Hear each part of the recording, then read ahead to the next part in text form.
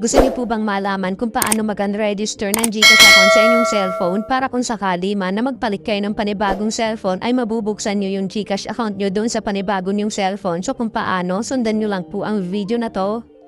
I-open lang po natin yung ating GCash account at itap lang po natin itong profile dito sa right lower side. Tap settings. At piliin po natin itong account secure.